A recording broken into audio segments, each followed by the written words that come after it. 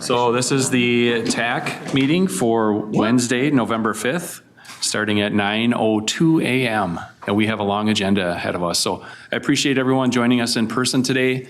We've got some very important items to go through. So without further ado, we are going to jump right into the agenda here. So the first thing is we'll approve the agenda. Does anyone have any comments on that or changes to the agenda? Seeing none, we will take a vote. I'll entertain a motion to approve the agenda as is. So moved. Thank you. We have a first. Do we have a second? Second. Second. Who's second? Thank you. With that, we'll have a roll call. All in favor say aye. Aye. Aye. Opposed by the same sign? All right, the agenda is approved as is. Next, we have approval of the October 1st, 2025 Technical Advisory Committee meeting minutes. Do we have any changes on that, or I'd entertain a motion to approve the minutes?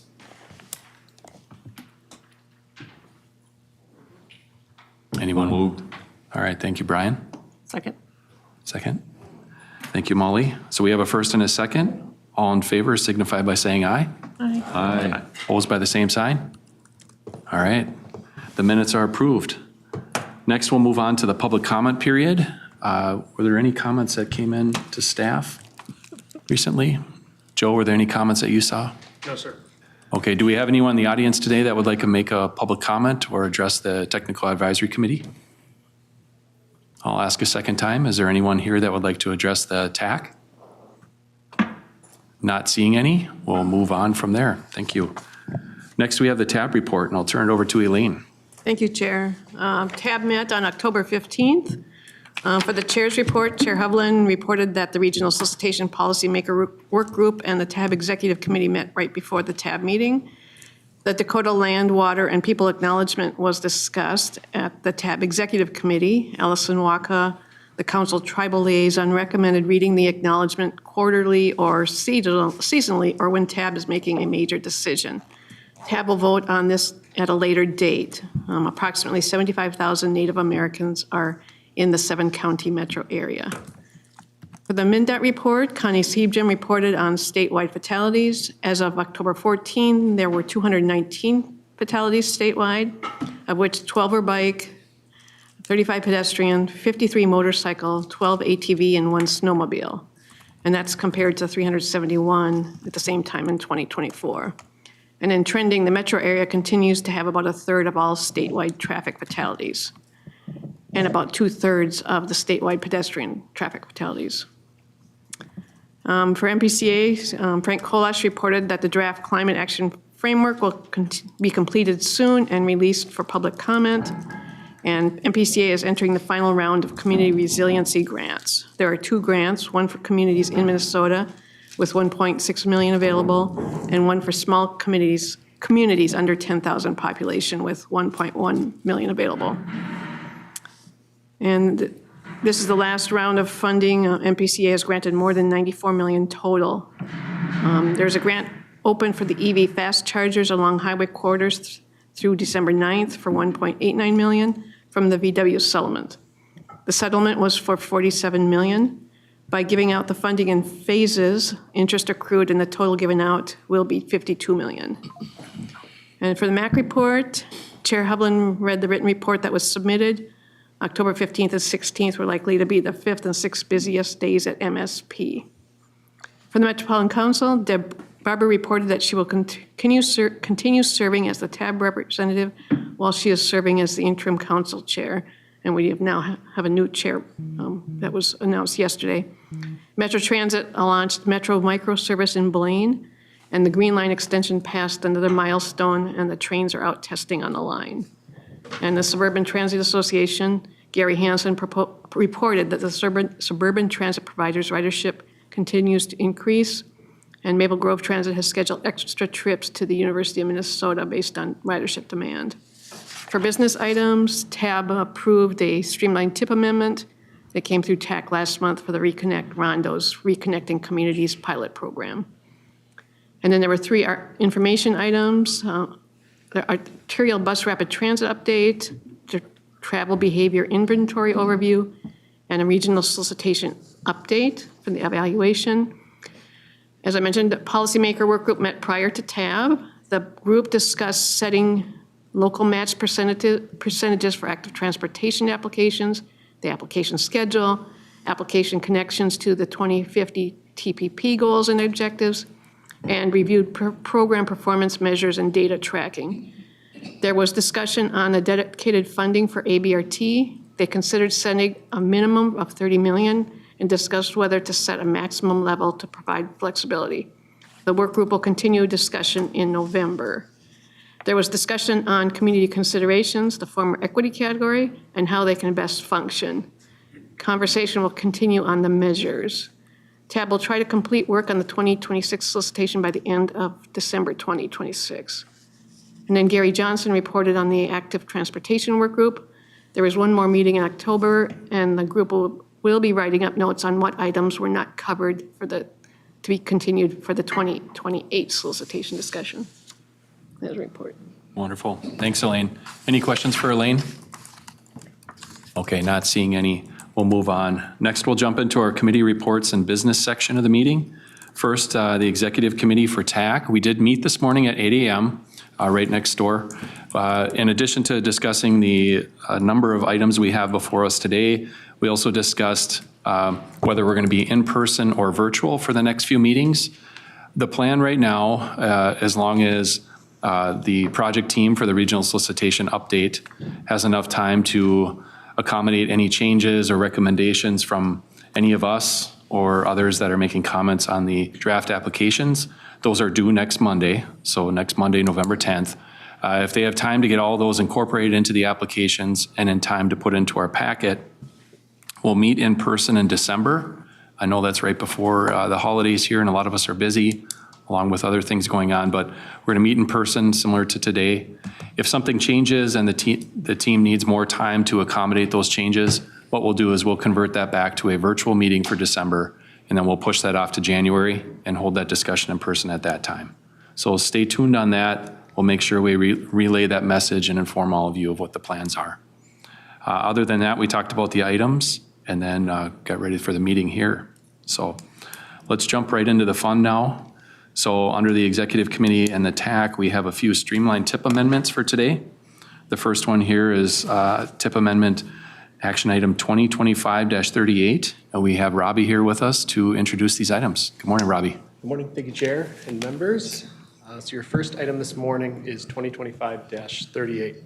This is a streamlined 2026-2029 tip amendment request for Southwest Transit Station rehabilitation.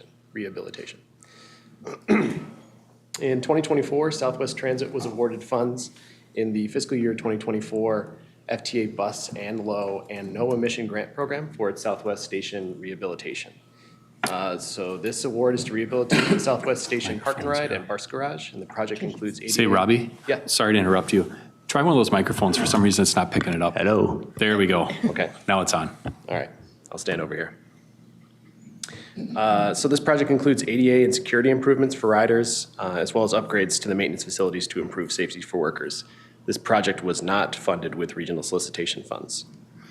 The recommended motion in front of you is to recommend that the Transportation Advisory Board recommend adoption of an amendment to the 2026-2029 TIP to add Southwest Transit Station Rehabilitation Project. I'll stand for questions.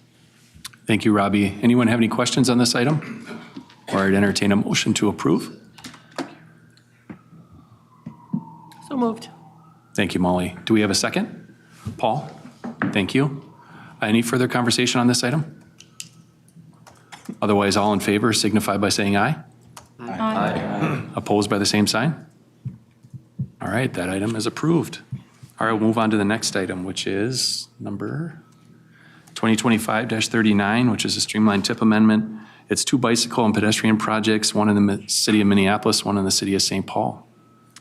Thank you, Chair and members. So this is a bundle of two separate projects. One is from the city of Minneapolis. It's to adjust the cost of its 21st Avenue South bicycle and pedestrian project. So in the 2022 regional solicitation, the city of Minneapolis was awarded $1 million in the Safe Routes to School category for its South Falwell Safe Routes to School project. This project runs along 21st Avenue South from 28th Street at the Midtown Greenway to 43rd Street in Minneapolis, and will add pedestrian and bicycle improvements. The project connects 5 schools along 21st Avenue South, listed in the action. And the City of Minneapolis requests an amendment to the TIP, 2629 TIP, to increase the total cost from roughly 1.5 million to roughly 2.3 million. The cost increase is to be covered with local funds. The second project included in this action is a project from the City of St. Paul. So in this 2022 regional solicitation, the City of St. Paul was awarded $1.2 million in the pedestrian category for its Payne Avenue Pedestrian Safety Improvements Project to improve sidewalks and pedestrian ramps along Payne Avenue from Phelan to Maryland. The City of St. Paul requests an amendment to the 2629 TIP to add signal improvements, which was as a result of an approved informal scope change to the project scope, and increase the total project cost from 1.62 million to 1.78 million. And the cost increase is covered with local funds as well. Thank you, Robbie. Anyone have any questions on these 2 items here, for this item, 2 projects? Not seeing any. Anyone want to make a motion to approve? All right, thank you. Second. All right, we got 2 right there. Any further conversation? With that, all in favor signify by saying aye. Aye. Opposed by the same sign? All right, that action item is approved. Thank you. All right, Robbie, we got one more. Action item 2025-40. Floor is yours. Thank you, Chair. So this item is 2025-40. It's a streamlined 2629 TIP amendment request for 3 MnDOT project adjustments. So I'll go through these 3 projects. The first one, MnDOT requests an amendment to the TIP to adjust the scope of its Snelling Avenue Mill and Overlay project from Highway 36 in Roseville to Gray Fox Road in Arden Hills to add trail and RTMC improvements to the project and to increase the total project cost from 7.1 million to 8.5 million. To cover the cost increase, FHWA STP funding will be increased from 5.7 to 6.9 million, and state funding will be increased from 1.3 million to 1.579 million. The second project, MnDOT requests an amendment to the TIP to adjust the scope of its Cedar Avenue unbonded concrete overlay project from 138th Street, Highway 23 to the Dakota Hennepin County line in Apple Valley to add ramps, loops, and RTMC improvements and to increase the total project cost from $62,184,000 to $64,484,000. To cover the cost increase, FHWA National Highway Performance Program funds are increasing in the program year 2026 from roughly $42.5 million to $44.5 million. Existing funds in program year 2027 are unchanged at $8 million, representing a total FHWA funding amount of $52,500,000. Additionally, state funding is to be increased from $11.5 million to roughly $12 million, while $49,000 in local funding is being removed. The third item, MnDOT requests an adjustment to its US Highway 169 concrete pavement repair project in Brooklyn Park and Osseo to change the scope and reduce the length. The type of work is changing from concrete pavement repair to a bituminous rehab, and guardrail replacement has been added to the scope. This project is funded with FHWA National Highway Performance Program funds and state funds. The cost is not changing. Wonderful. Thank you, Robbie, for that detailed report there. Any questions on these 3 projects? Okay, not seeing any. I'd entertain a motion to approve. Aye. Thank you. Motion. Do we have a second? Listen. Thank you. All right, we have a motion and a second. Any additional discussion? Otherwise, all in favor signify by saying aye. Aye. Opposed by the same sign? All right, that's unanimously approved. Thank you, Robbie, I appreciate it. Thank you. All right, that completes our streamlined TIP amendments here. Next, we'll have an update from the TAC Bike and Ped Planning Technical Working Group. I believe we have Steve here with us today. Good morning, Steve. Good morning. Thank you, Mr. Chair. Good morning, committee members. The Bicycle Pedestrian Planning Technical Work Group met on October 22nd, and the majority of the 90-minute meeting was devoted to discussing recent updates and for the Regional Bicycle Facilities Funding application as well as the active transportation application. So I'm going to focus on those areas. We focused discussions for the Regional Bicycle Facilities Funding. We focused on three items for discussion, and the first was a revision to the, proposed revisions to the context-sensitive scoring criterion. For one, that was proposed to change the name to all ages and abilities criterion. And then scoring guidelines and the criteria changed, changes were proposed to better align the scoring guidelines with NACDO design guidelines for bicycle facilities. And the speaker provided the rationale for revising the guidelines that tied back to our regional policies and actions. The second item was a discussion on the key destinations scoring measure, specifically about the buffer distance from the project that would be applied in that measure. And a question was raised on the possibility of applying a larger buffer area in rural and/or suburban areas. So there was interest expressed there. So that's something we might consider pending agency comments, which are due next week. The third area was scoring criteria point allocations, so those were reviewed and discussed as well. And then for the active transportation applications update, we provided updates on key policy topics under discussion by the TAB Active Transportation Work Group, also on key recommendations moving forward based on feedback to date. We reviewed the draft active transportation qualifying criteria. And also we reviewed and discussed the scoring criteria weights and scoring measures for each of the three AT funding applications, those including local bike facilities, local pedestrian facilities, and active transportation planning grants.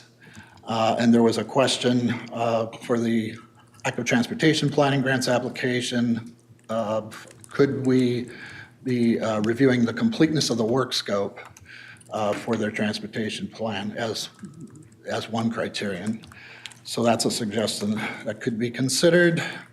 We also, staff notified the group that links to the updated versions of the federal and state applications would be distributed to agency representatives and forwarded to the work group later that week, and that comments would be accepted through November 10th or 13th, I forget which it is now, next week.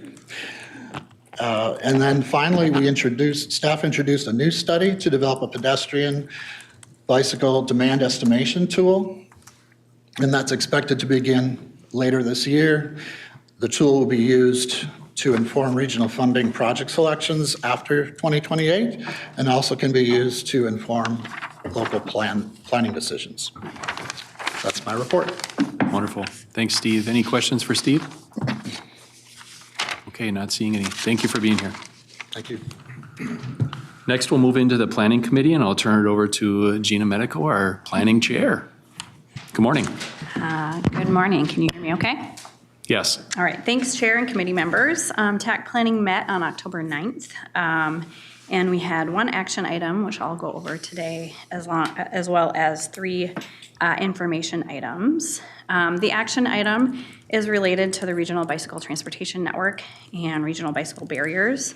And the specific action is to recommend that the Transportation Advisory Board release the updated regional bicycle barriers and RBTN maps for public comment and to be adopted as part of the 2026, or part of the public comment and adoption of the 2026 regional solicitation. So this item, I don't think TAC has seen this specifically. It came to TAC Planning twice, once as a preview and then last month as an action item. But if you'll recall, agencies were allowed to submit proposed changes to the RBTN and the regional bicycle barriers earlier this year in preparation for the regional solicitation. The council received many proposals, 4 barrier proposals and 78 RBTN proposals were reviewed and scored by Met Council staff. Those were also reviewed by the Bicycle and Pedestrian Planning Technical Work Group for discussion before bringing them to TAC Planning. The details are in the packet. We don't have a detailed staff presentation today due to the length of the agenda, but the details are in the packet, and Steve is here for questions. But in summary, there were 4 RBTN proposals not recommended for inclusion, and 16 were deferred due to the upcoming analysis of rural connections to the RBTN. So TAC Planning did take action to recommend release of the maps for public comment with the solicitation. The maps include all 4 barrier proposals and 62 RBTN proposals, and all of the maps are included in the action transmittal. And so if there are any questions, I will probably direct them to Steve, but I'll turn it over to you, Chair. All right, thank you, Gina. Are there any questions or comments on this? I'm assuming most of you, if you guys had submitted any changes or proposed revisions to your routes, you probably addressed them at that time, but appreciate the information. A lot of hard work put into this. So if I understand this correctly, we're going to release this for public comment, and then the actual formal approval of this, will that be coupled with the approval of the regional solicitation? It all kind of gets piled together and done at the same time? Steve, maybe you can give an update on that? Yeah, that's my understanding, Chair, and I think I misspoke. When I read the action, I said an adoption. The action today is just to release for public comment with the regional solicitation. And I will defer to staff if there's any additional corrections there. Okay, thank you. Yeah, you had it right. You had it right. So, okay, with that, I'll entertain a motion to approve this one. So moved. Hartzell, Woodbury. Thank you. Do we have a second? Second. Thank you, Innocent. We have a motion and a second here. Any further conversation or comments? Not seeing any. All in favor signify by saying aye. Aye. Opposed by the same sign? And that's approved. Thank you, Gina. And you had some information items? Yeah, Chair, if I can just quickly, just for the committee's sake, just talk about a few items. We did have 3 information items. We had an update on the Metro District Freight Plan. Mackenzie Turner Bargan presented that during the TAC Planning Committee that was open for public comment. That public comment period has since closed, and MnDOT is going through those comments for final incorporation. We also discussed the federal roadway safety performance targets. This is an item we discuss every year. And that was just an information item, and we will bring it back for action this month. And staff was going to also consult some safety experts. We didn't have a strong opinion, but again, it relates to setting those performance targets around fatalities and serious injuries, which is always a difficult conversation to have. And then we just received updates on regional solicitation and active transportation, similar to what TAC will hear about today. So that is all I have, other than noting that we will meet in November. Wonderful, thank you. right. Appreciate the update. Any questions for Gina? All right, not seeing any. Thank you for being here. All right, next we'll move into funding and programming. This is the meat and potatoes of the meeting here. So we'll turn it over to our chair, Jim Klasucher, who can walk us through these items.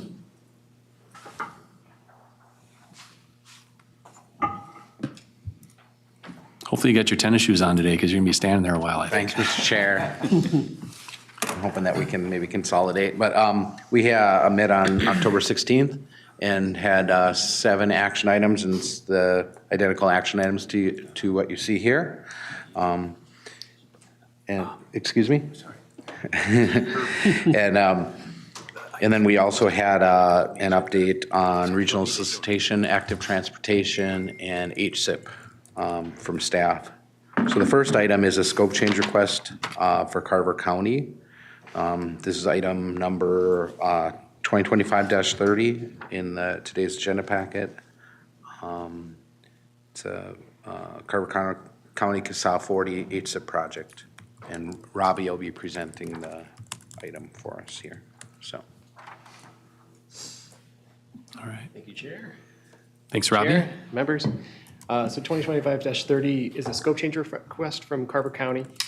So funding and programming made a recommendation, which is the motion in front of you. So Carver County has requested a scope change to reduce the length of its CASA 40 improvements with full retention of federal funds. And that was the recommended motion that Funding and Programming made to recommend that the Transportation Advisory Board approve Carver County's scope change request to reduce the length of its CSAH 40 improvement project and retain full federal funding. A little background on the project. So in 2022, Carver County was awarded $2 million in HSIP funding to widen shoulders, provide a safety edge, provide signing and pavement markings on CSAH 40 from CSAH 52 to CSAH 50. The local match funding for this project is $3.4 million, or 63% of the total project cost of $5.4 million. So it's a heavily overmatched project. And the program year for the project is 2027. So the project is currently in the preliminary design phase, and through this work, the county has identified issues north of the Bevins Creek Bridge and south of CSAH 50. Some of these issues noted in the letter were presence of cultural and environmental elements. Residential driveway connections require regrading, and those, because they will become, they'll be less steep, but they'll still encroach on these septic fields when they regrade those driveways. So that's a consideration here. And a 2022 study identified the need to potentially realign CSAH 40 north of that bridge to accommodate future corridor needs, potential development north of that intersection. So we provide a scoring analysis in the action transmittal. So this was funded in the 2022 HSIP proactive category. It was awarded 385 points, which is 73 points higher than the highest scored unfunded project. So it's unlikely to think that changes in this project would reduce the score enough so that it would have been unfunded if it had reapplied with the current scope. So we find no reason to see that the score would have changed as a result of these changes. The bulk of the discussion that Funding and Programming had was around funding and funding options. So our scope change policy gives you discretion about how much you might want, if you would like to take away federal funds because of the removed portions of the project. They're removing about 14% of the project. So we make a recommendation based on that, reducing that commensurate to the amount of federal funds to the amount being reduced in the project. So it's about $280,000. So at the bottom of the action transmittal, we give you those same two components that we gave to Funding and Programming. Or given those components, you have two options. So retain full federal funding because the applicant is overmatched, or you can decide that the applicant return $280,000 of federal funds, which represents about 14% of the original federal fund award. And that's proportionate to the value of the removed elements. So that is our summation from Metropolitan Council staff. And I leave it to Lyndon if you have any additional comments? I don't know the presentation I'm not familiar with the presentation that's up on the screen right now. Sure. Thanks, Robbie. I could give a little more context if I could. I put a couple slides together. I know we got a lot to talk about today, but yeah, can we go to the next slide? Yep. Somebody's running the slideshow. Oh, is that? Oh, sorry. There we go. Thanks, Joe. So yeah, I mean, again, as Robbie mentioned, this was a proactive HSIP app for shoulder widening. It's about 3.3 miles of rural county highway. This depicts the 10-year crashes on the corridor. The part on the north end that we're removing is the area in question. Next slide, please. So the big thing is the development plans in the city of Carver have been accelerated. We thought this was 20 years away, but it isn't. It's coming in the next 5 to 10. So that realignment option that we studied back in 22 is probably way more likely to happen sooner than later. You can see there's almost 3,000 new homes going in the next 5 to 10 years. So the part that we're eliminating will actually get turned back to the township. So the other question in play here is when we did the prelim design, we discovered some serious environmental constraints. Next slide, please. So this would be the new realignment option that we would do when that development occurs. So that's probably 10 to 15 years at the most away that we would build that. So the part removed is on the bottom of the screen. We've also got a potential historic or burial site on the corridor. That's a big constraint. We have a bald eagle nest reported by a homeowner. Mm-hmm. We have a butternut tree, which I guess is an endangered species on this part. Next slide, please. And then we have the rusty-patched bumblebee, which, as you know, is Project Deliverers. That's becoming that's a federal endangered species. So the part in red is the area of high likelihood of bumblebee habitat, so that would be a potential mitigation area for us.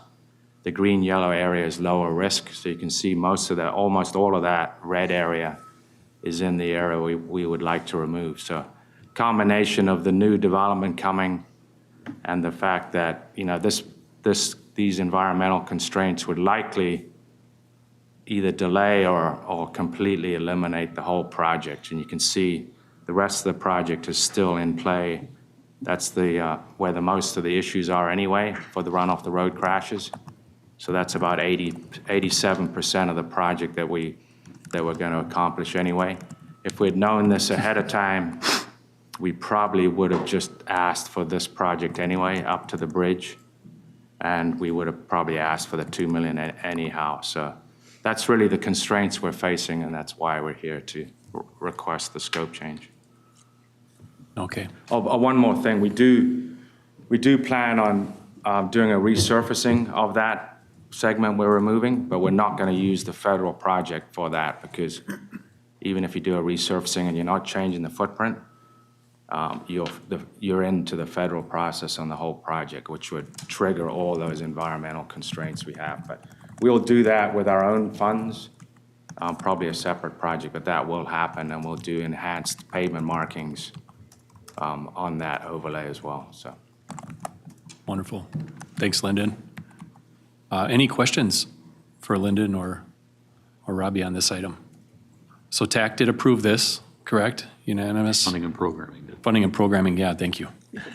Yeah, Mr. Chair. And they did without reduction in funding. Okay.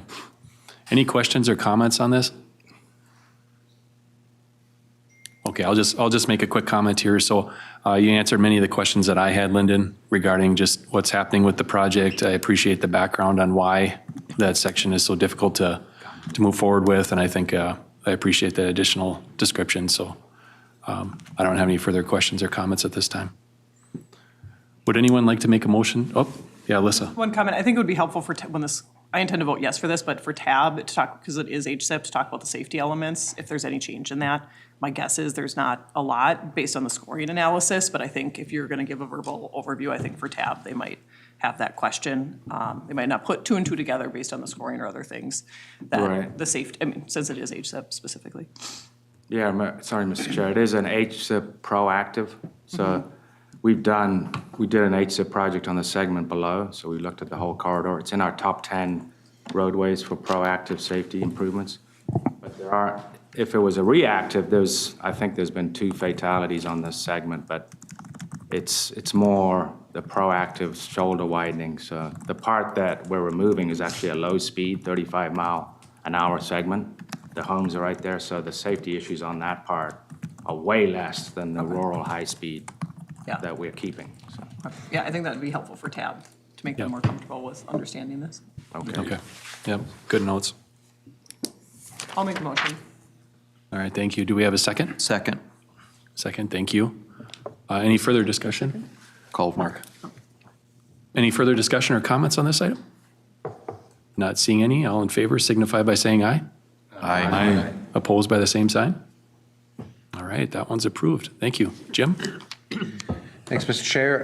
The next 6 items that are on the agenda, I'm not going to announce them individually. I'm going to ask staff has a presentation that they'll be going over them one by one.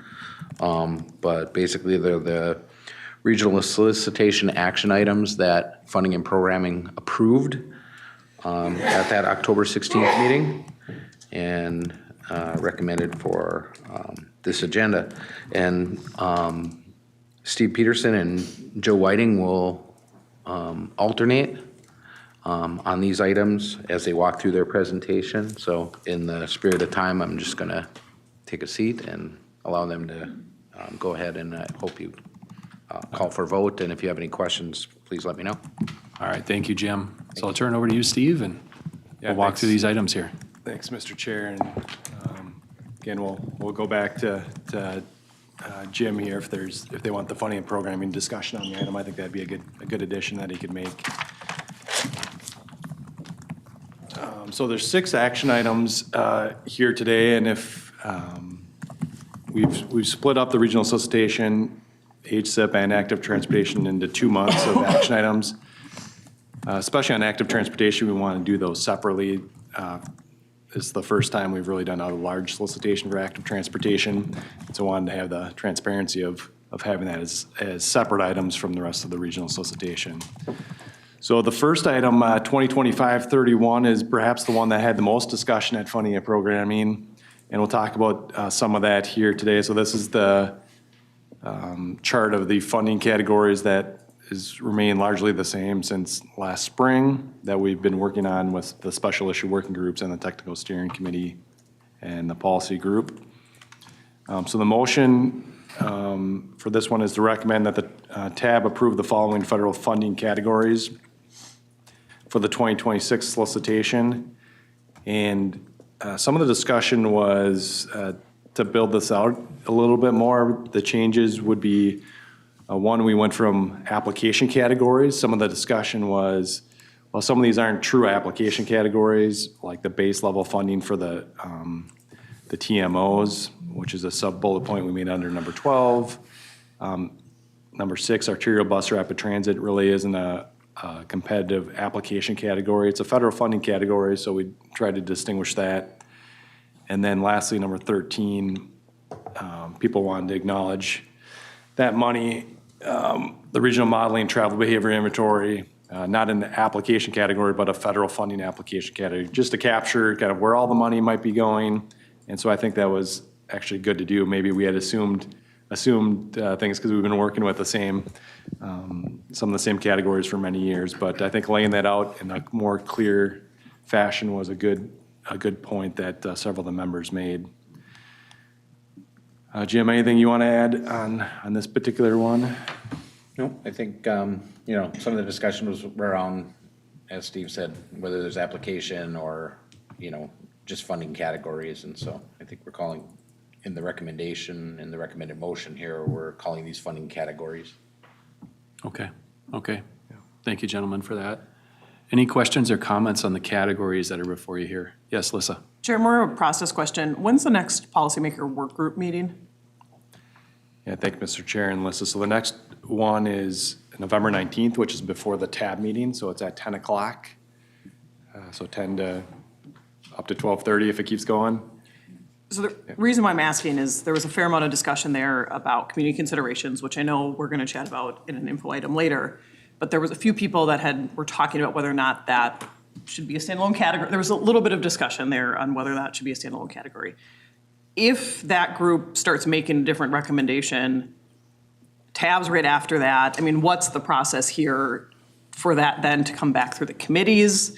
Does that, if the policymaker work group makes that, and that's honestly like any of these items, if the policymaker work group, which is immediately before TAB, starts changing things a little bit, and those are on TAB's agenda in November, is it a TBD, how we're kicking this straight to TAB, or are we going back to F&P? Have you guys thought about that at all? Yeah, Steve? Yeah, thanks, Mr. Chair and Lissa.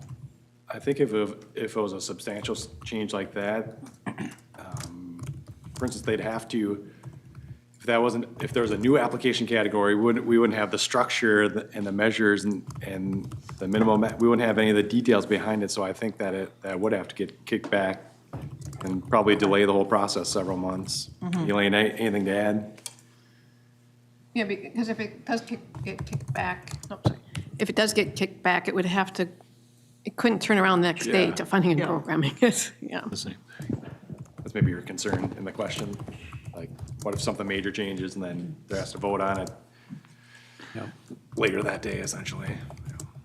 Yeah, and I'll add to that too. I know I was sitting on that special interest working group along with Lissa on that, and that was a conversation we had early on, is whether or not this should be a criteria or a measure within each application, or should it be a separate funding category. And so ultimately we went through the process we're at now where it's incorporated into every one of the applications. But yeah, if that were to turn around, I think that'd be a big discussion.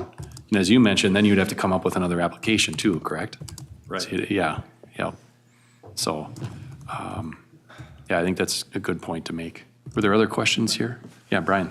Mr. Chair, so along those lines, the purpose of the policymaker work group, I mean, if there really isn't time, and I'm assuming that you're going to present it that way. What's the purpose of the policymaker working group on the same day as TAB? Steve? Yeah, thank you, Mr. Chair. It isn't to go through the action items it's not a TAB executive committee. It's meant to go through items that they'll see in a month's time, essentially. So the two main items that we're bringing to them, they wanted to have a longer conversation on community considerations and the measures and the scoring and the funding priority that was listed. And what, the special issue working group has met several times and they did some mock scoring. So they wanted to hear more. They want to go in depth on that. So that was one topic.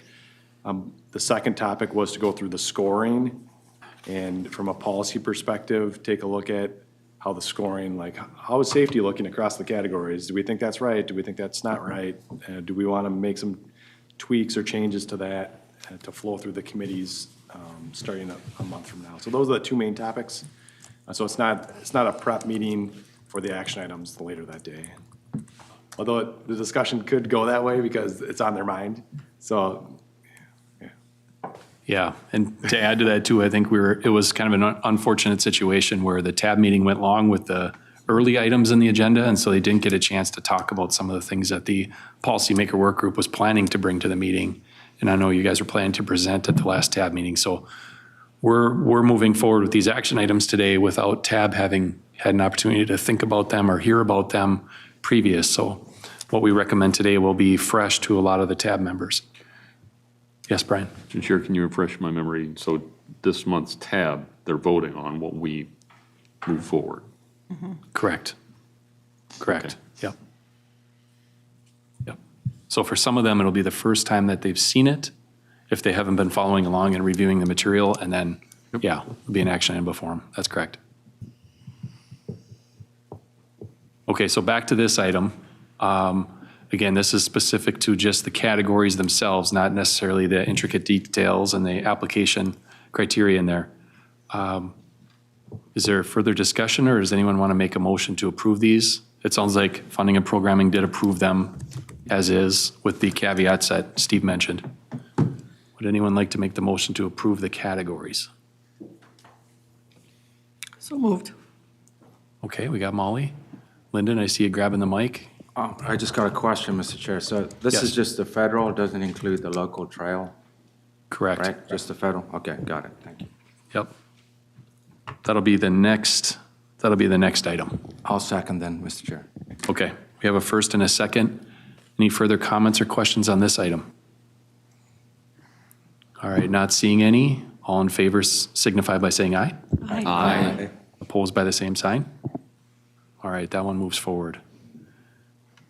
And I think, Alyssa, to your point there that you mentioned earlier, if something changes during discussion and all of a sudden a new category comes up, I think during the TAB meeting, I'll recommend, excuse me, I'll recommend that hopefully we would have an opportunity as the TAC and even funding and programming to look at that. You guys will need time to develop a new application on that, so I'll mention that.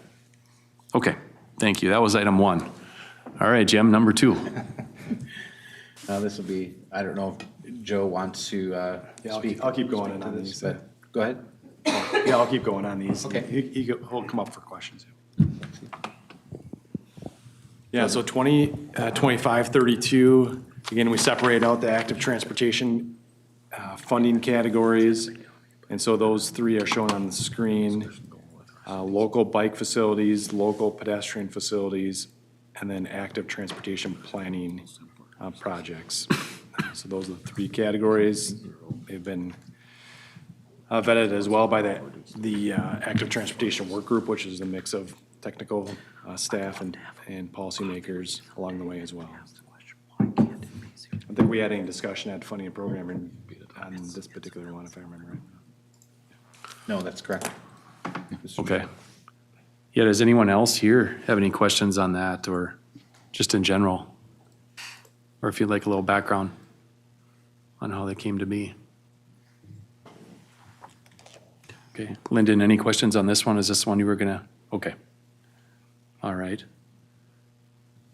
All right, not seeing any questions or comments. Would anyone like to make a motion to approve these categories for the And this is the state dollars, the metro area regional transportation sales and use tax. Move to approve. Thank you, Brian. Second. Second, Lyndon. Thank you. We have a motion and a second. Any further discussion or comments on this? Okay, not seeing any. All in favor signify by saying aye.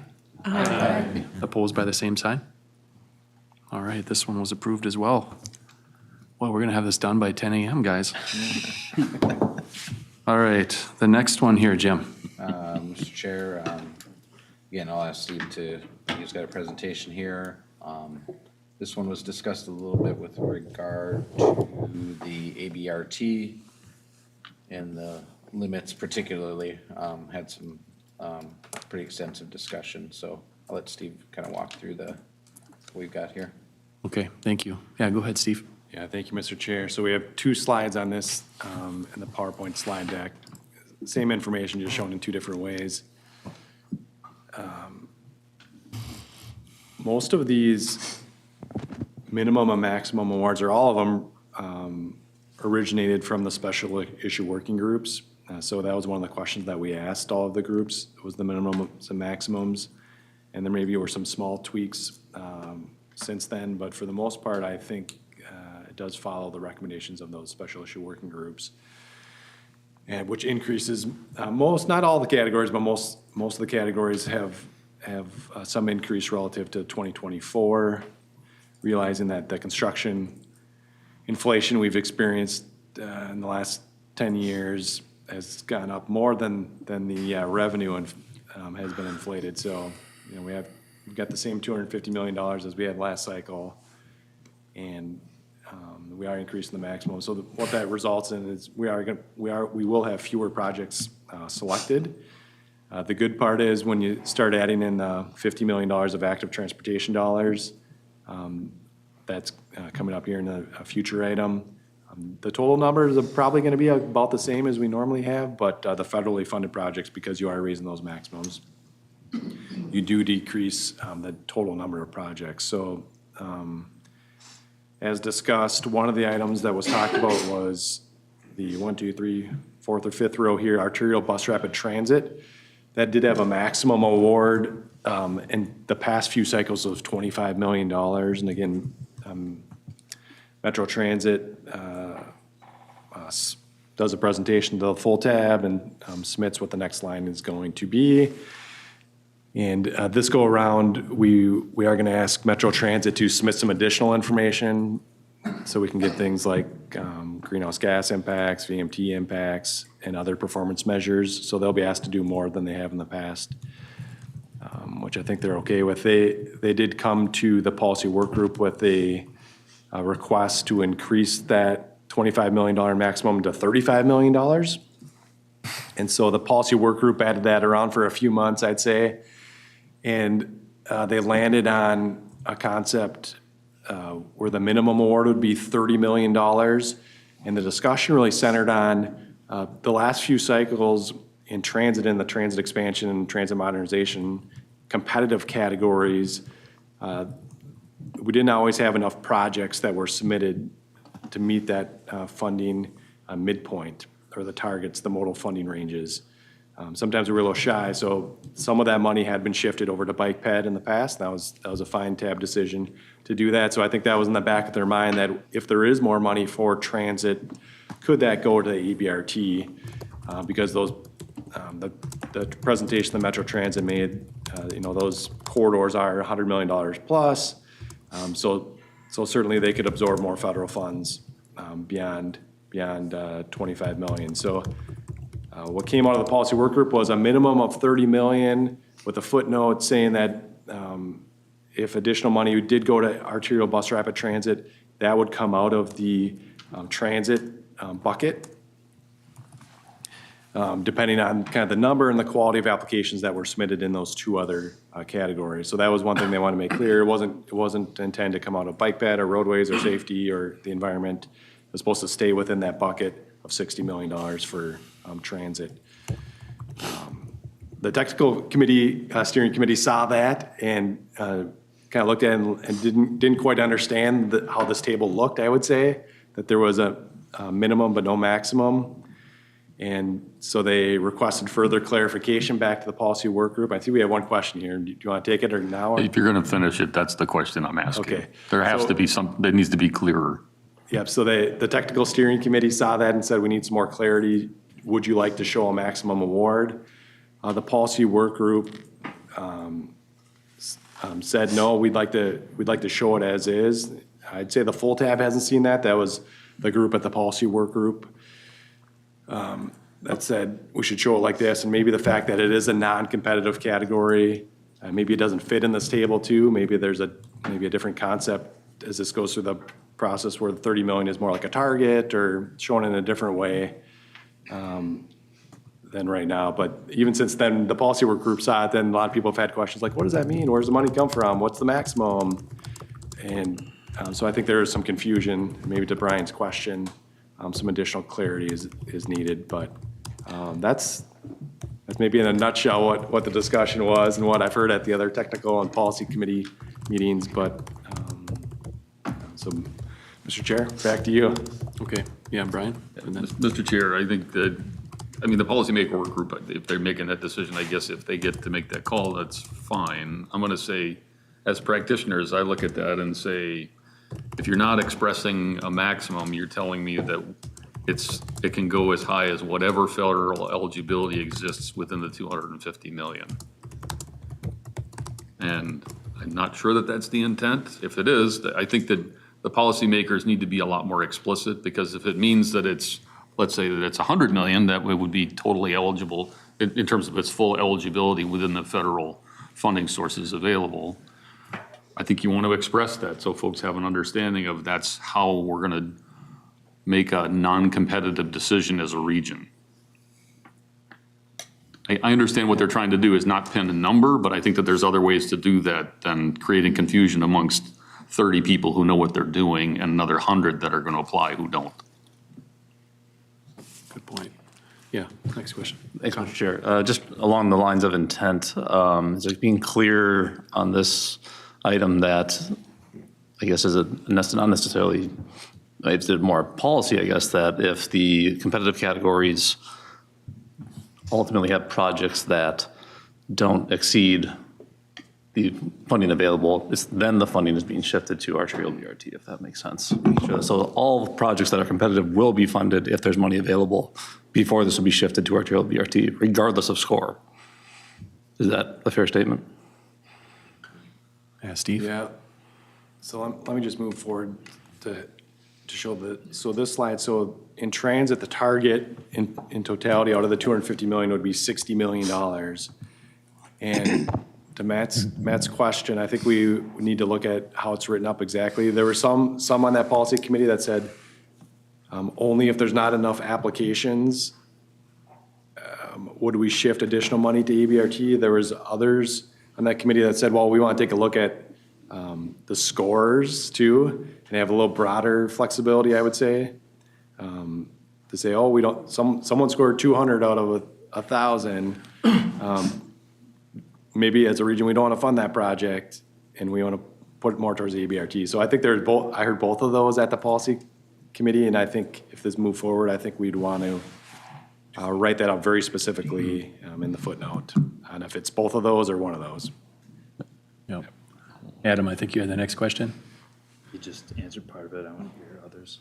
Okay, Lissa? I was really vocal against this at FMP, ultimately voted for it. I mean, full disclosure, Washington County's not spending projects in these categories. So if the transit providers, and that's what I said on the meeting, like take cues from you, although, you know, I know from some of the line of questioning at FMP, I know some of the folks probably aren't super in the weeds of regional solicitation.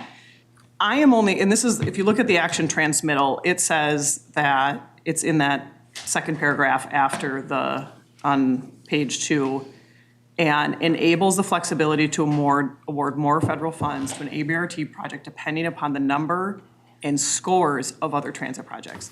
I am only supportive of this if all other transit projects get funded first and there's money left over.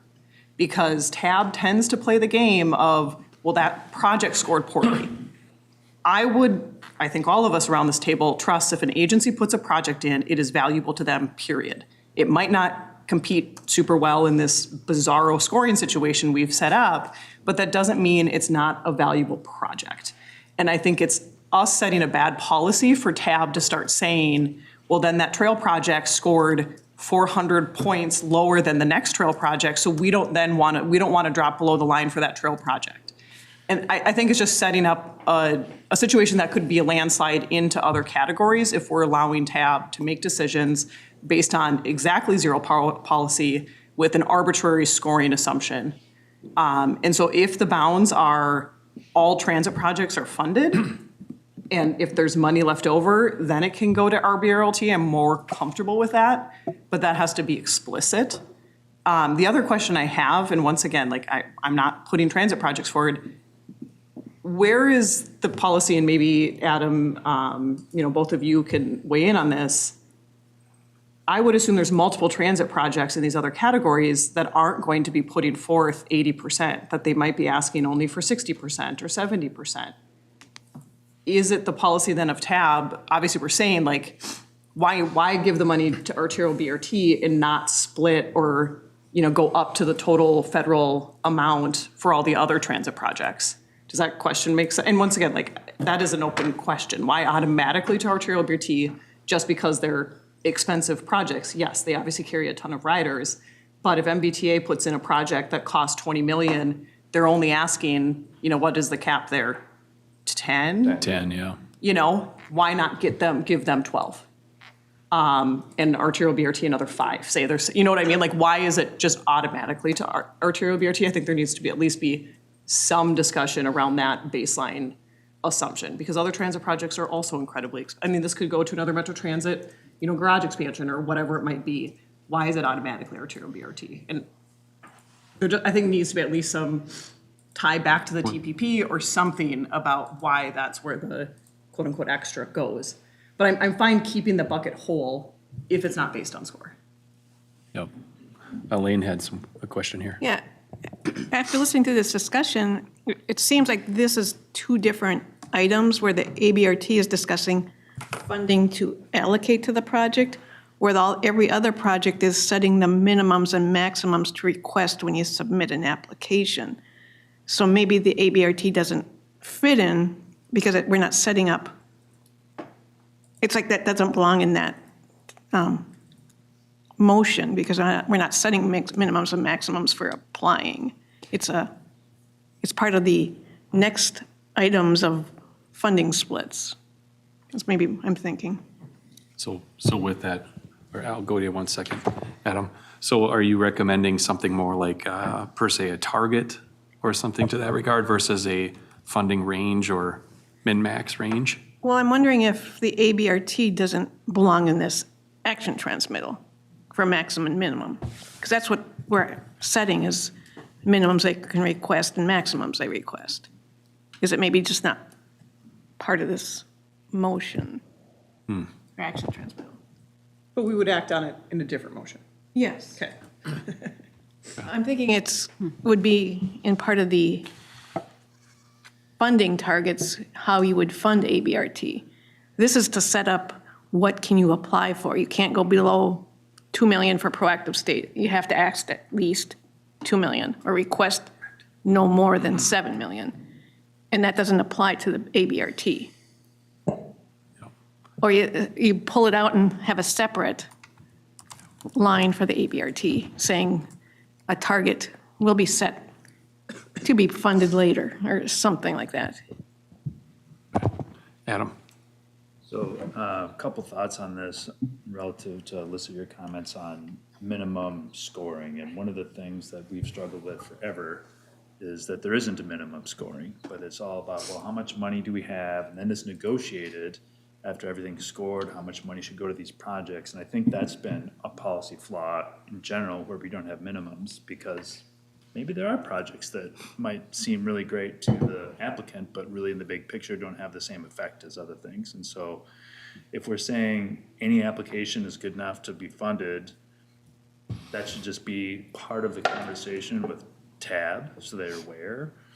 And I agree, part of the challenge here is if you go to the slide of the maximum funding, the way this is worded is that, and it could be more clear, for the funding categories. So this is about the. Oh, the transit percentages? funding, which is a max of 60 million.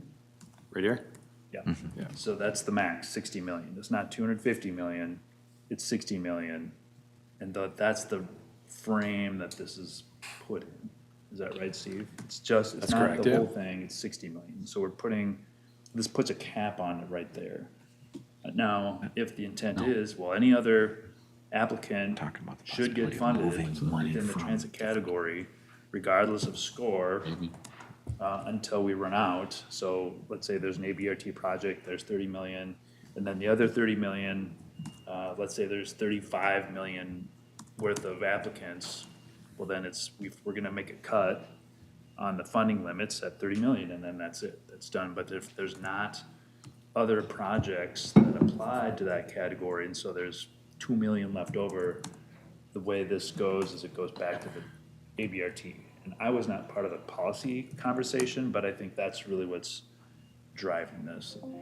So I don't know if this helps clarify, if that's part of the funding categories more explicitly. I know it's listed here, but that might be helpful context for the group in thinking about this. Yeah, Elaine, you had the next question. And then, And we'll go to Alyssa. Brian? well, I just want to Oh, make a Brian comment that 60 million is not a maximum, it's a target. It could be above 60 million when it comes, none of these are maximums. That was, Yep. All right, then we had Brian, then Alyssa. Yeah, and so those are what midpoints of the range, right? Those are essentially a target funding, and the policymakers have a lot of latitude in what they can and can't do in this setting. We present them with a whole bunch of things. We present them with a whole bunch of parameters at the start, and then we present them with the analysis based on those parameters at the end, and they can choose to do a lot of things, and at some points they have. And I think our job is to put something out there that helps frame what we think is a good boundary for that. And so if we're comfortable with saying, we think that the maximum, we want to allow you, we want to recognize all of the flexibility that you want, and I'm still not sure why NA versus some number. That seems odd to me, but it seems like our job should be to say, yeah, 30 is the minimum. We think maximum of 60 or maximum of 40 or something like that. And if at the end of the day, they don't like the stuff that's in the transit category, policymakers, they have that option to do that. Typically, they're loath to do that because we have such an involved process. It feels like they're violating some constitutional principle. But I think that they have that ability to do that, and we can put a boundary out there that we think is reasonable. And I'd suggest it would be very helpful, especially if this is not a competitive category. It's a choice that TAB is making for how much is available in the overall solicitation. I think that they should be explicit, and we should ask them to be explicit in that setting and say, what's the top end of that range?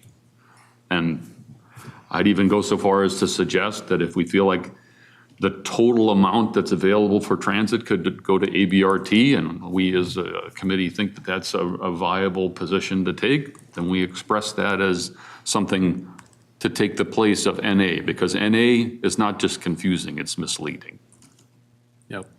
Alyssa. You jinxed us saying that we were going to get done at 10.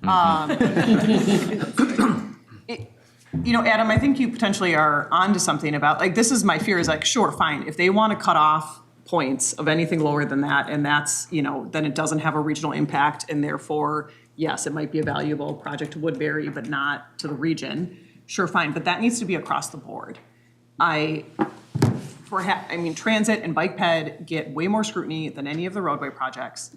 And that is the only time it typically is ever brought up, well, that project isn't as valuable because it's X amount of points lower, et cetera.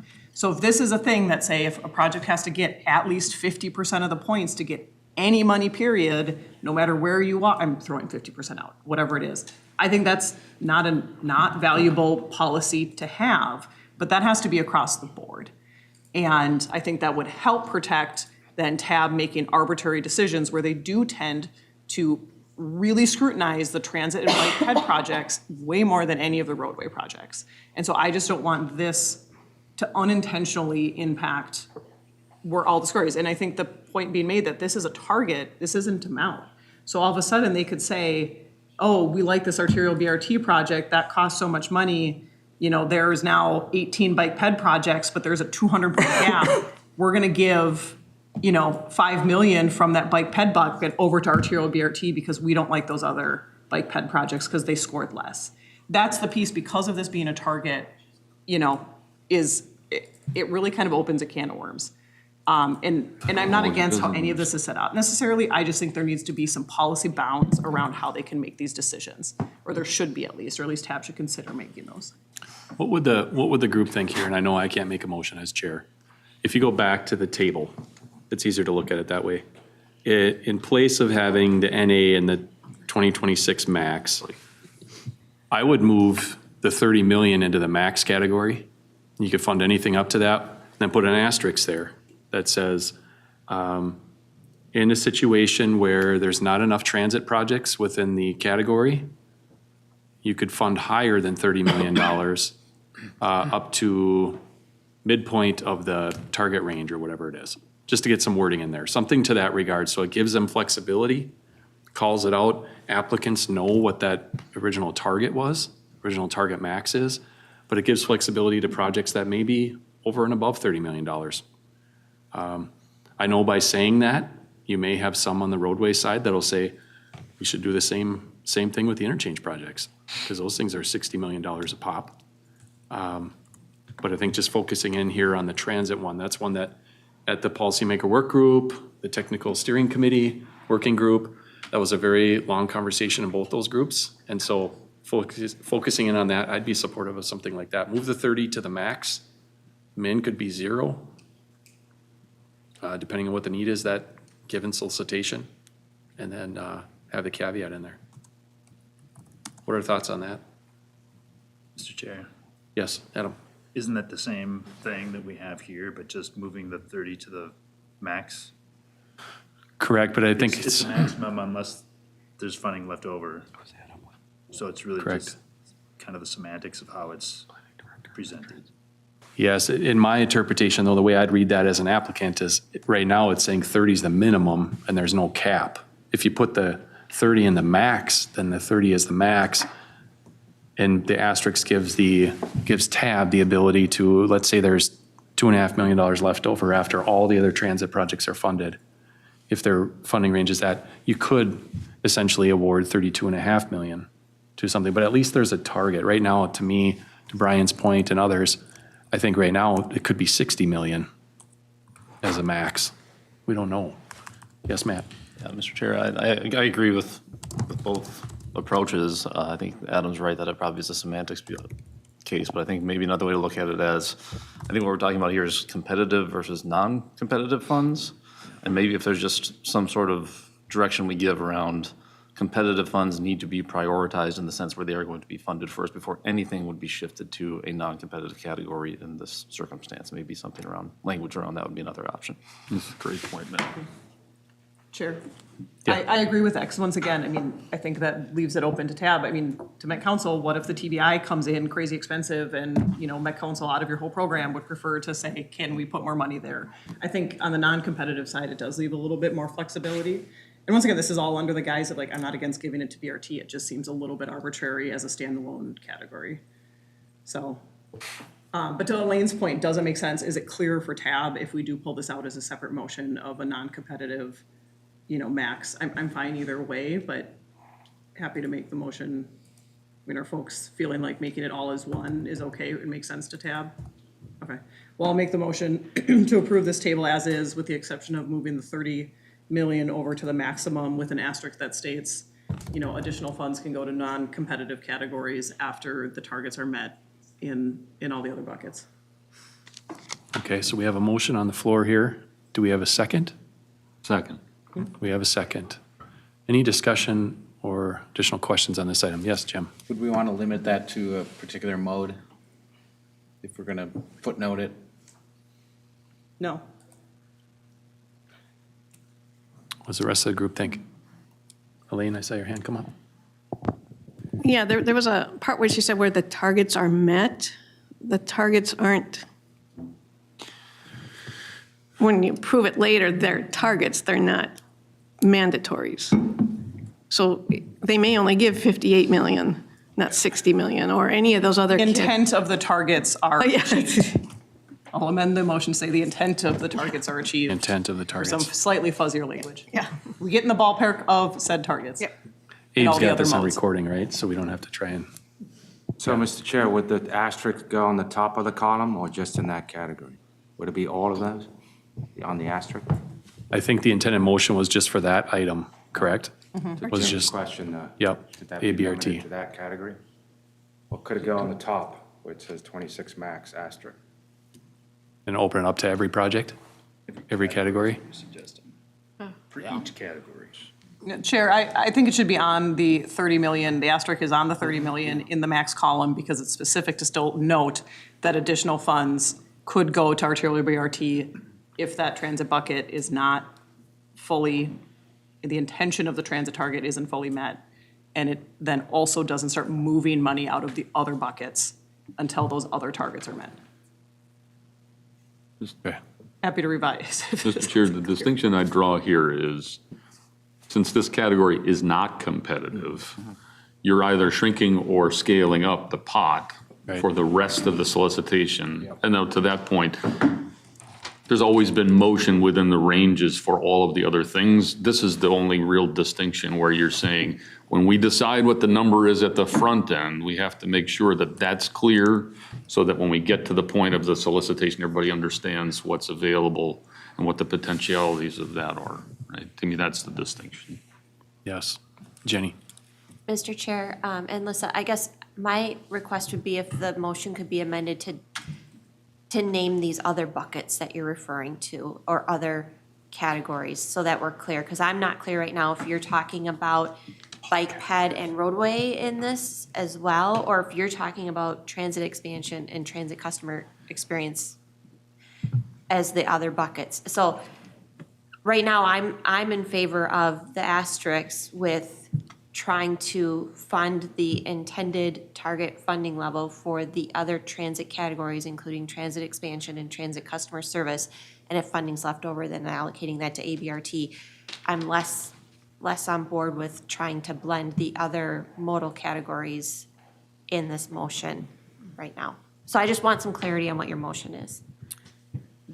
Chair, I guess the question is, do we think TAB, we're trying to predict what TAB would do, so I was intending it to say all the other modal buckets have to be met too. Because what my fear is, let's say like PED, that target is 35 million. Let's say there's a huge gap between, one project towards the bottom of the list and another in the scoring, and there's $5 million on the table. What I don't want to happen is for TAB to make the policy decision to move that to, I guess maybe that's an open question. I'm not super comfortable with TAB saying, because this is a target, not a range, to say, well, we're going to move this over to arterial BRT and not make bike ped whole, or not make safety whole, or environment whole. That's what I'm trying to stop from happening. And so let's get at least as close as possible to these targets in all of these categories before we start moving money around straight to arterial BRT without a more holistic discussion. So I think the two of you are saying the same thing, it's just how it's written and how it's interpreted. So you're saying tie this to just the transit category. So Steve, if you move ahead a few slides, and Adam, I'll come to you in 1 second here. Just so I'm understanding it, keep going. I think you have a slide that shows the targets for each modal. It's the second to last action item we have. Right there? Yes, there it is. So 24% for transit. So I think to your point, Jenny, what you're trying to say is put an asterisk on there and say, if you've met the target, how would you say that? Wordsmith as a group. Carefully. So, Mr. Chair, I understand what you're saying, Liz, and I agree with you. And I guess I'm struggling with what I heard the policy work group saying and where they were at. And I think you're 3 moves ahead of them on the chessboard. And so I'm trying to connect where they're at with where they might go with a motion. And I just think as clear as we can be in the motion is going to be beneficial. So. Yeah. Okay, what if, so to that point, we might be a few steps ahead of them. What if we just move the 30 million to the max and leave it at that? And make a comment? Chair, well, I think our job is to be ahead of them, quite frankly. I mean, this is so in the weeds, and like from a policy perspective, a lot of them really struggle. I'm fine being ahead of them. I mean, And I that's think, okay too, you know, I agree. And so like, but yes, I agree that I'm trying to type something up as people are talking, and it's Okay, Adam, not helpful. thanks for being patient. Yeah, so, Mr. Chair, I wonder, part of the challenge, I think, with the conversation is the way the grid is set up with minimums and maximums. And the previous solicitation, it was simply $25 million to ABRT. Could, instead of there being minimum and maximums, we say $30 million will go to an ABRT project when it's applied for, not with the minimum maximum columns, but maybe at the bottom that says that's $30 million, and then the asterisk that says if there's funding available within the transit category, which is the way it's worded here, because we don't want to touch any other pot. And frankly, I think it's unlikely that there's going to be money left over anyway if we're going to fund all the applicants. So it should be a no harm, no foul if there's money left over within the transit category on the target of 74%. Say we're going to dedicate $30 million to the ABRT projects. If there's money left over within the transit category only, that could be allocated at TAB's discretion to that ABRT project. And then you get away from the minimum and maximum and just say, this is what it is. If there's money left over and there aren't any other transit applicants, then this is TAB's option. Okay. What are our thoughts on That that? would be my friendly amendment. Okay, Elaine, and then we'll go to Steve. I would say that was similar to what I was mentioning, but just an observation, as we've been going through this, we keep flipping to the modal funding targets. Should we have this motion before tab first? Because we're referring in our motion to something that hasn't been approved yet. And should they be adopting the funding targets? And then you make this motion. Yeah, that's a good point. Because you don't know Good point. if they're going to change these funding targets after you approve the other one. Okay, Steve, you had a question? Yeah. Follow up? Do we have a motion and a second on the table, or just a motion? We have a motion and a second, and then So we it's went to open to discussion. discussion. Yep. Okay. I just Did wanted somebody discussion. second my motion? Yeah. Okay. I did. Yes. I got a thought. Now, I appreciate the procedural element. I can go after Brian. That wasn't my question, no. Sorry. So I thought, what if we take along the lines of this doesn't fit with all the other minimums and maximums, if we addressed it at this point in the decision process to say, we're establishing 24% for transit as the target. Within that, we assume whatever the maximum is for ABRT is contained within that. Yeah, saying the same thing, just a different way. And taking it into the point of, putting it in that context of we're assuming that ABRT, we get that you don't want to establish a maximum, but, are you going to say it's 250 million or is it like, let's put it in some bucket, right? That's what I'm thinking. If it's not on the grid, shown in the grid in the same way. And then as it's in the here. bottom of the grid, because we're showing dollar amounts on the grid, and that's a major category in the transit category. Just show it at the bottom, kind of like the blend the cells across. So it's I'm saying not- taking it all out and have the discussion here to say, we've talked about what the maximum is for ABRT is 30 million. There's been some discussion about what the maximum could go higher. Let's say that it's contained within the 24% for transit. Okay, so If I could, yeah, does it make sense to take the word maximum out and just say $30 million per ABRT project? And then if there's funds left over within the transit category, at TAB's discretion, they could be added. We're overthinking this. we are. Yeah, yep. I think you guys are saying the same thing, just two different ways. Steve, you've been patient. You want to wait a little longer? Should we go to someone else first? We're still on that Okay, first we'll come to motion or you this second? time. Go ahead. No, I think the way Adam's describing it is similar to the way we wrote it up in the application. I think our error in putting together this table was we shoved together a non-competitive category into a bunch of other competitive categories, and it just doesn't fit. So I guess Elaine almost started this whole conversation with, maybe it's more of a target, maybe it's in a later motion. because we tried to shove something in where it doesn't really fit, and you can see why people are confused here. Okay. Yes. My only issue with doing this is that it doesn't solve for the problem of TAB making the right now arbitrary decision to not fund all the other transit projects first. And so, you know, to your point earlier, Adam, like if that's something we want to try to clean up from a policy perspective, we either say they all need to be funded first and then additional funds can go, they can be awarded to arterial, the non-competitive category. Or we want to say projects that meet a minimum of what, which I'm uncomfortable doing right now, because that seems, I feel like a lot more data around making a percentage point. But are folks wanting all other transit projects to be funded first before additional funds go to arterial BRT? Yeah, I agree, we need to be like explicit on that front, that the competitive in the transit category needs to be funded prior to funds being shifted to non-competitive. Just transit category.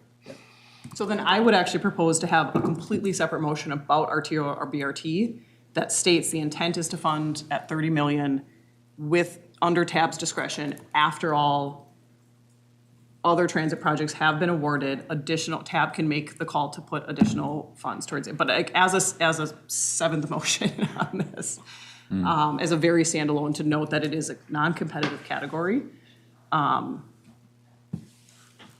maybe is the cleanest and least confusing, because it also seems mucky to put it into here.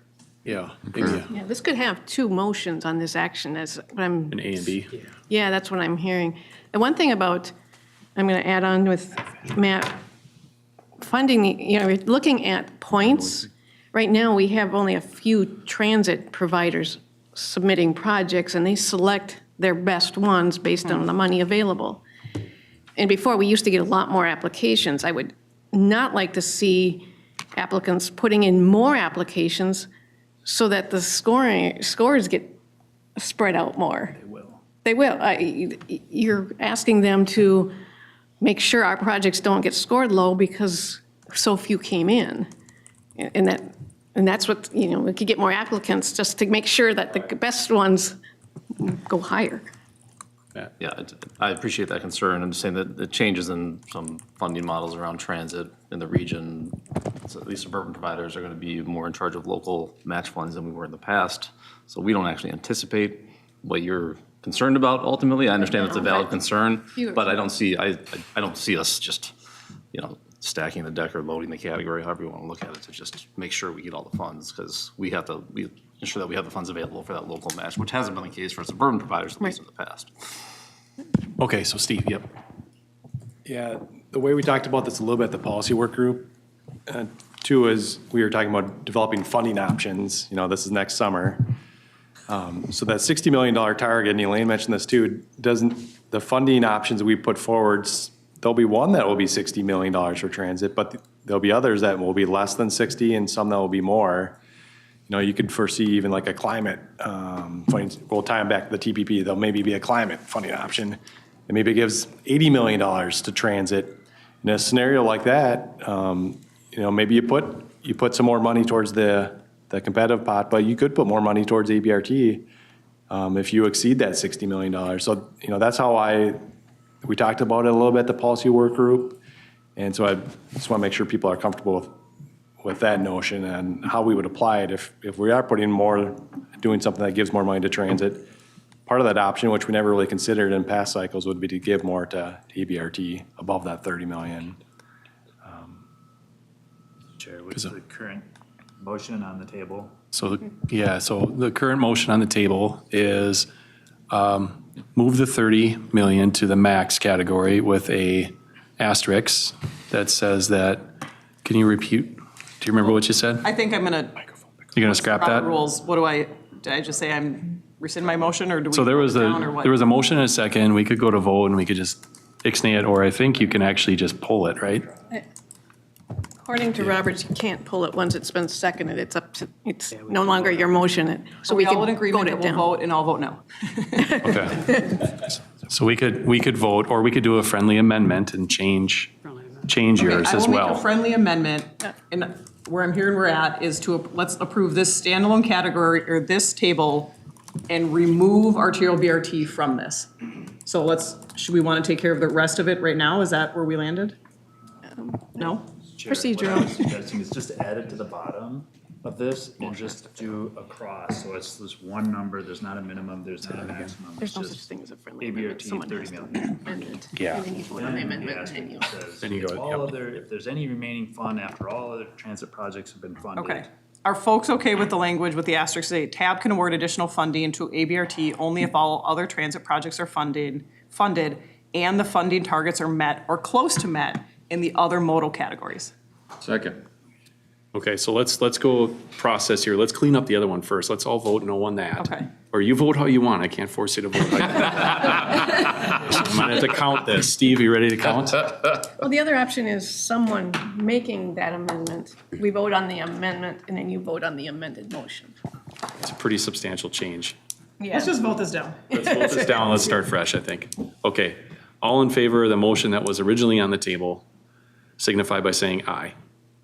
Opposed by the same sign. No. All right, the original motion fails. Sorry, Alyssa. Let's go to your next one here. You got a second one lined up. We do have a board in the office on who gets split votes at the county board, so I'll add this to that list. Okay, so I will make an additional motion, a new motion, approving this table with the exception of moving arterial BRT to the bottom to state that 30 million is the intended amount with an asterisk that says something like or similar to, somebody can clean up my grammar, TAB can award additional funding to arterial BRT only if all other transit projects are funded and the funding targets are met or close to met in the other modal categories. Second. Okay, we have a second on that. We'll go to comments. Oh, Just add some context here that I feel like is missing. The advisory board, as Steve said, was not clear on that point. I think it'd be better for the TAC to send TAP two options on that last point. Do you want to fund all the transit projects first or not? Give them that choice, because they had a debate about that. And they were not clear on where they want. There were some members that didn't like it.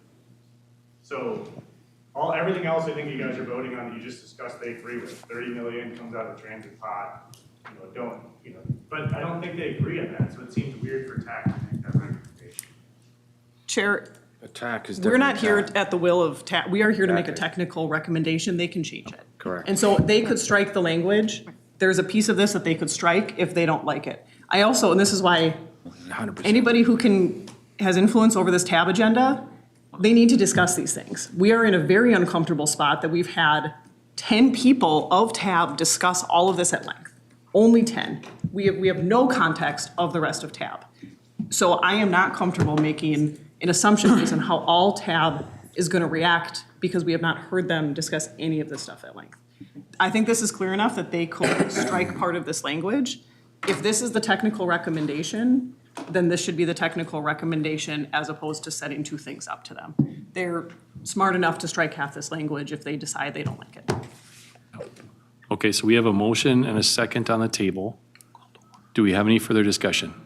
Mark, you gonna stay quiet or you got a few things under your sleeve? Come on, Mark. Let's vote. Say something. Call the question. All right. Without any further discussion or comments, all in favor signify, oh, Chad snuck in.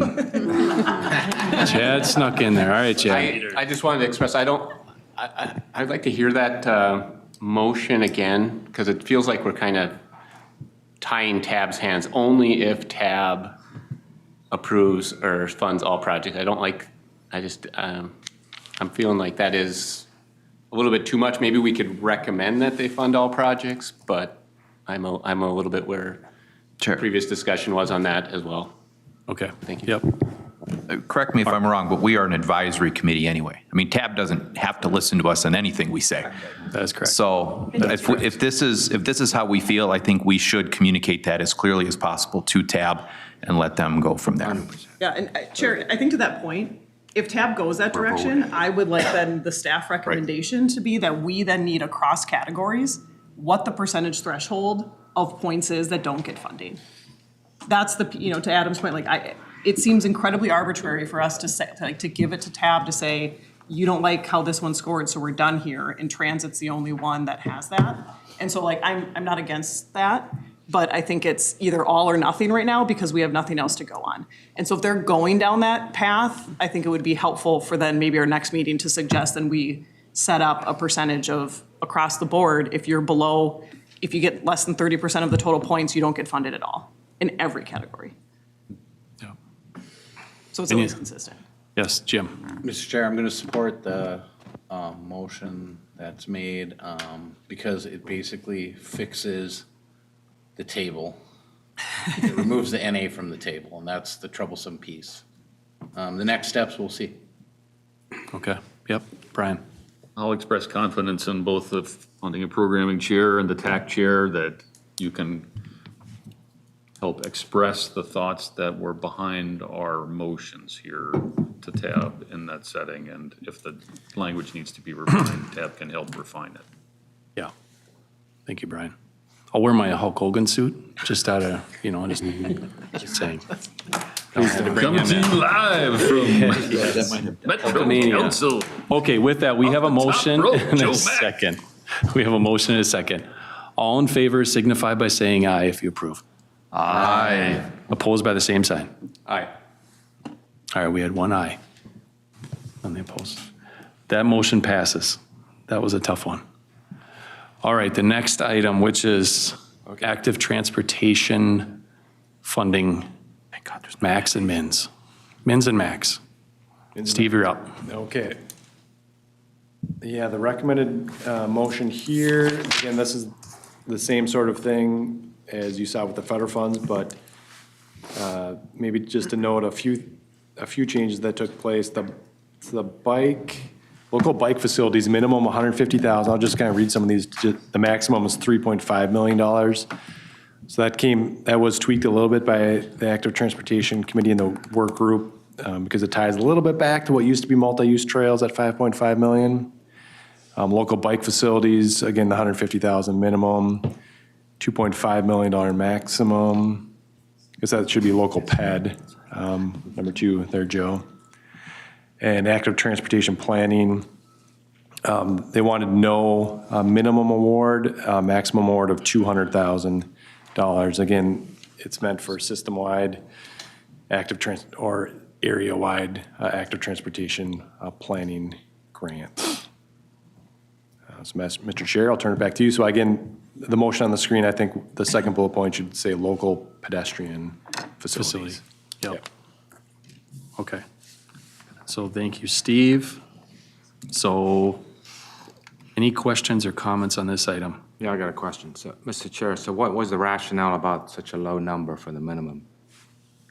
I think, so sitting through those meetings, I think the rationale with the Active Transportation Committee that was working on this is they want to get any projects out there. So if you have a smaller city and they have a sidewalk they want to install in 2 blocks of their city street, that was really intent, is if it's something really small or even, if they have a really small project at a facility, it's those types of things. It's non-federal, so it's easy to deliver. Correct. Yep, sorry, yep, exactly. Chair? Yes. On that same piece, I know Washington County advocated for at least the bike facilities to match the regional. I think there's a little bit of a perception from elected officials that the term regional means a more expensive project, which is not the case. It depends on the project. And so, if there is a discussion to that at TAB of like, well, these are smaller, less complicated because they're quote unquote local, I hope you can at least clarify that. Yes. We were pitching to have this match what the federal was, at least at the maximum. We are obviously all seeing incredibly expensive projects, even though they're quote unquote local. The local only means they're not on an adopted regional map is really the only difference. So we were hoping for something, I'll vote for this. There was a lot of support with that AT group, but we were hoping that the maximums were gonna be higher. Be higher. But that discussion was had, they wanted to be able to keep that lower, to spread the money out as far as possible was their rationale. Yep. Okay. Thanks, Steve. Any other further? Yes, Mackenzie. Thank you, Chair. I'm wondering if there's any further background information regarding the pedestrian facility maximum being lower than the bicycle facility maximum? Yeah, we'd probably have to pull Go up ahead. Joe Whiting from the crowd here. Joe, still awake back there? Yeah, he is. There is an error on the slide, it should be local bike and local ped on that second bullet says bike and it should be ped. Yep. Yeah, so Chair and committee members. So the rationale for the pedestrian facilities being a little lower is, so in '24, the pedestrian facility category, when the regional station was 2 million, so we did up it a little bit from the last round to kind of account for inflation and things like that. But we did also see in that pedestrian category last time, we didn't actually get a lot of those max requests. And so we thought, we did want to give it a little more for that inflationary factor, but we didn't see a lot of pressure on that 2 million max last time, as opposed to that bike facilities one, we did see a little more pressure there. So, thinking about that and how those two interact with each other is a little different. But the ped side, it didn't seem like there was quite as much pressure. And because maybe those are, a little, especially now we're going to be splitting those a little more clear too. So, I think your smaller sidewalk projects, things like that. I mean, again, to be spreading this money out too is another consideration of the work group and kind of tab in this as well. And so also note too, this is gonna be our first round doing this. So obviously we'll be coming back and probably tweaking these for the next solicitation cycle too. So we'll see what happens this time around too. And we'll see if we do get that pressure at the top end, we might come back and tweak those for the following solicitations. Thank you. Yes. Yeah, thank Follow you, up. Chair. Joe, thank you for that background. That's helpful. I think if the comparison has been against the pressure within the federal funding applications, I think, no crystal ball, I would suspect that we will see with the local funding being so much more flexible, and thankfully so, that I'm guessing that we will see additional pressure there, just knowing that perhaps we have local agency partners who maybe weren't applying for federalizing pedestrian projects and everything that comes with that. And so I guess, yeah, I'll stay tuned and see how everything shakes out. But I'm hopeful that people are pursuing more of that funding to help improve those systems more quickly and get things moving along. So thank you. Thank you. Thanks for comments. Just add a little bit more historical. The local pedestrian prior, I'm not sure it was 22 or 24, the maximum had been only $1 million. So it already had been increased before, and so that's why they only added just a little bit more. Okay. So, yes, some of this, Mr. Chair, I think too is geographic balance related to that. Maybe the projects are more expensive, but it's kind of forces some geographic balance too to get more projects out there with this money. I think that's an underlying maybe rationale. Okay, good point. Okay, any other further questions or comments? Yes, Molly. Thanks, Chair. Just a question on the max for the planning awards from the locals do you feel that that's something you can live with? Would you like it higher? Should it be higher? No questions? Looks good to me. Okay. Chair and members, let's add a little context in the planning too. So you'll see in the next set of actions, the target for the planning will be about 2 million. So, if we did see a lot of those larger kind of dedicated planning, you might only get a few of those. The reason why there's no minimum here too is because we're looking to be able to spread this out for supporting comprehensive planning, which will be kicking off next year as well. So kind of a good timing here to, if you want to develop an expanded bike pedestrian element, every comprehensive plan, you'll be able to tap into this pot of money too. And so hopefully not to crowd out too many projects by having that max too high. So hopefully that's kind of the idea of that too. So. Thanks, Joe. All right, with that, I don't think we have a motion on the table yet, correct? All right, would anyone like to make a motion approving this item? So moved. All right, thank you. Seconded, Innocent. Thank you, Innocent. We have a motion and a second on the table. Any further discussion or comments? Not seeing any. All in favor signify by saying aye. Aye. Opposed by the same sign? All right, that item is approved. Next item. Jim or Steve? Okay. Yeah, thank you, Mr. Chair. So next is the funding target. So this is a little bit different than the past where we used to have modal funding ranges. The policy work group, I think, went towards targets in part because the structure is new. They weren't sure what maybe the minimum and maximum of a modal funding range would be, since it's not built on modal ranges anymore. So they gravitated towards the targets, and you can see they're largely based on their historic funding levels and where we put the money in past solicitations. There was a little push here at the technical steering committee to put more towards safety as one of a more emphasized goal area in the TPP. The policy work group thought that was a good idea, but they think in the end wanted wanted to keep flexibility and went back to what the historic spending distributions roughly were as a starting point. Again, they wanted to have more flexibility, and then when they bring funding options next, we bring funding options next summer, those would be things that you would go up or down from these targets based on that. So safety might be one example where we'd go more than $30 million with one of the funding options that we bring back. So Mr. Chair, I'll turn it back to you. We have two slides on this. I think the actual motion shows on a percentage basis because we don't know exactly if 250 million is going to be that number since we're outside of the next federal bill or outside of this federal bill, IIJA. But here we show both what that dollar value would be, assuming 250 million and percentage-wise. Thank you, Steve. Yeah, and I think to that point, during the policymaker work group, for those of us that were in attendance, I know that we spoke up about that. Having a target is something good to shoot for when you're an applicant. Knowing about what we think they're going to spend really helps instead of like you can see in that previous slide where it goes from 45 to 65. That's a huge variance on price. But with that, see, we have a question? Yes. Chair, just because I know there was one vote against this at F&P and it was related to how low the environmental category is. I think it's probably worth noting, I mean, on the surface, it looks bad. But I think it's probably worth noting to TAB that just by nature of transit and bike ped projects, those are obviously trying to shift, folks out of vehicles into other modes. But also the roadway categories do have, and granted, it's only worth 5% of the points, and we haven't voted, it might change, but there is a natural systems protection and restoration fund or scoring metric there that the roadway projects at least will have, how it's set up now, some funding or some funding decisions, scoring decisions based on their environmental impact. And so I think there is an ability to kind of state that while the environmental bucket looks low, there is environmental benefits, at least to bike and ped, obviously, but then also the roadway projects do have a scoring metric right now that does tie them to some of that.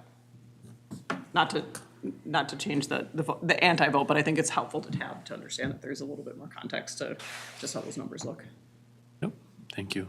I saw another hand. Yes, Jim. Chair, I would just add that was the rationale for not increasing the safety target as well from historical, so that there's safety built into the bike ped projects, the roadway projects, and so on and so forth. Thank you. Yeah, Innocent. Yes, Mr. Chair, yeah, I know I brought up the issue of environment being so low at 6%. I know there are certain benefits related to the environment in relation to the type of projects we select for, like bike facilities, and also for transit, because those help if we provide better transit system, that would help in reduction of greenhouse gas or other types of pollutants. So I know we have some benefit. Just looking at it, it appears too low to me. 10% is not too bad. We can maybe from. I know a lot of people that probably like roadway projects. There's almost about 44, 42. So if you bring 4% to environment, that would be 10. Then you still have roadway being the highest one at 40%.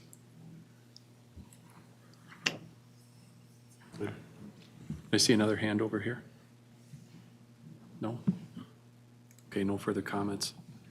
Do we have a motion, or would anyone like to make a motion on this item? I'll make the motion. All right, thank you, Alyssa. Do we have a second?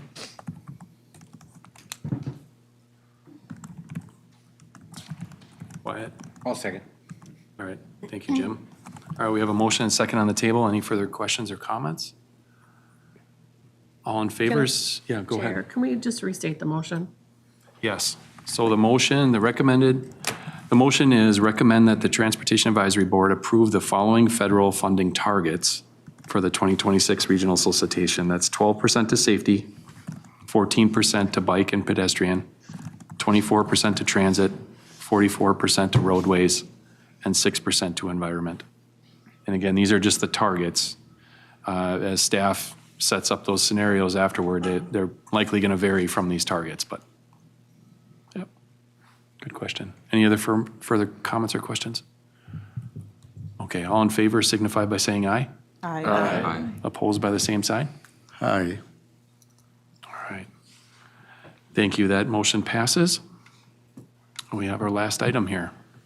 Okay, last one. This is shifting back to active transportation. Same concept, the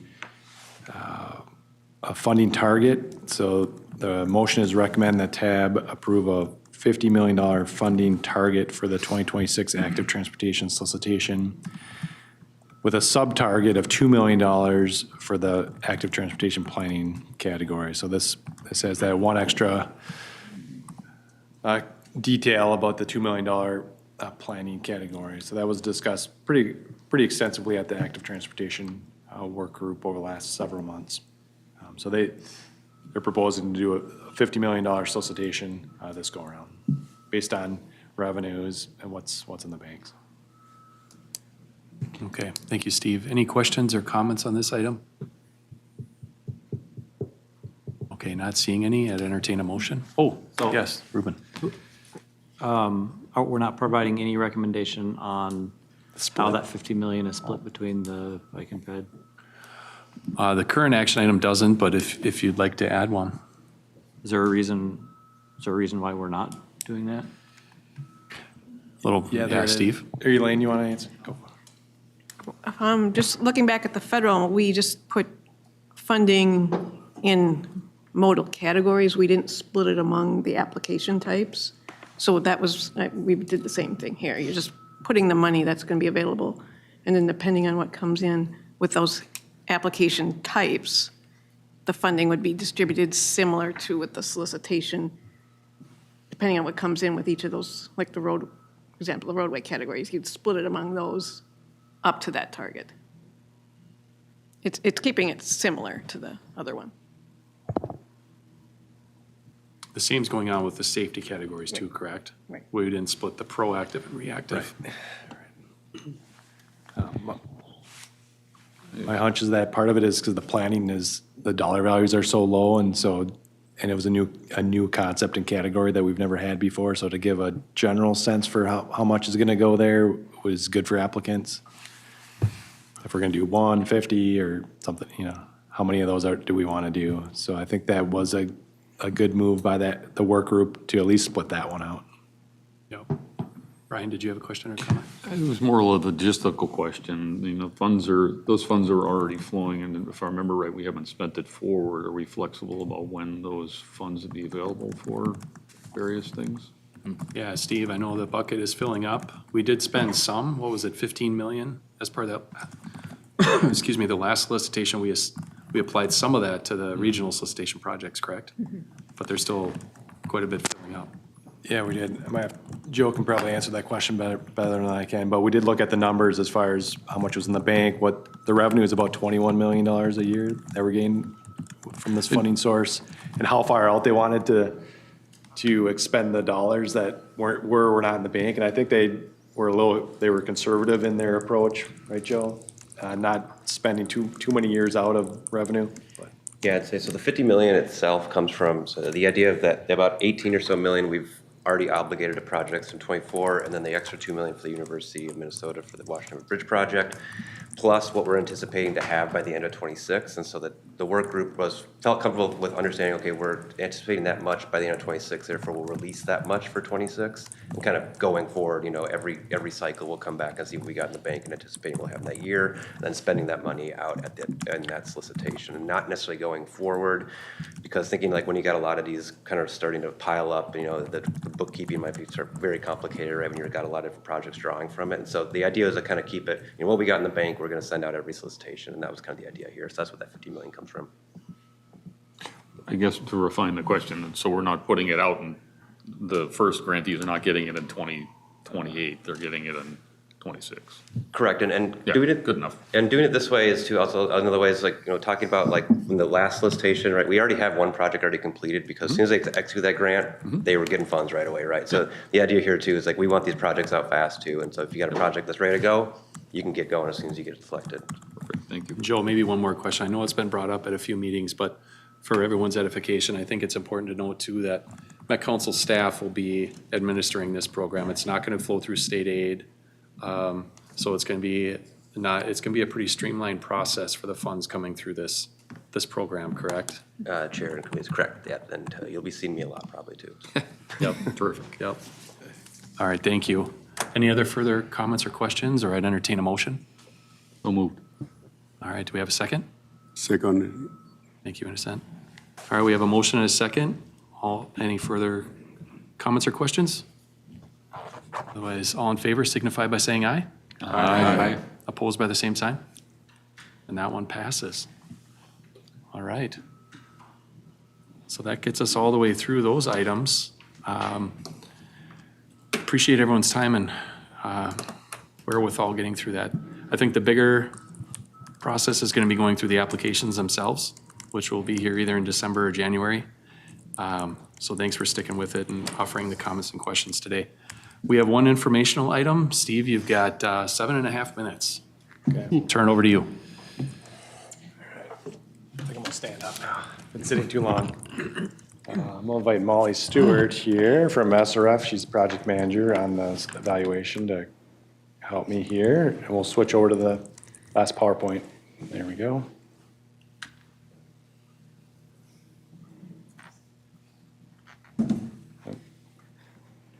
Just one moment. Yeah, thank you. Got way too many slides here for 7.5 minutes. So some of that we can come back next month to do, and maybe just touch on some of the concepts that we need additional technical feedback on.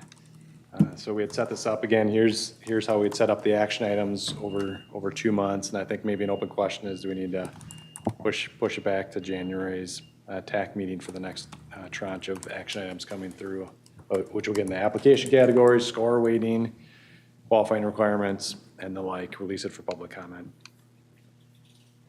One question that we've received on a few occasions already, and I thought it was worth putting in a slide, is how many applications can you submit for essentially the same project elements? And when we went out and started talking to a few places and questions coming in, the way we wrote this up was that you would have to pick between the regional solicitation, active transportation, just one of those categories, because people came to question, and roadway modernization is a good example.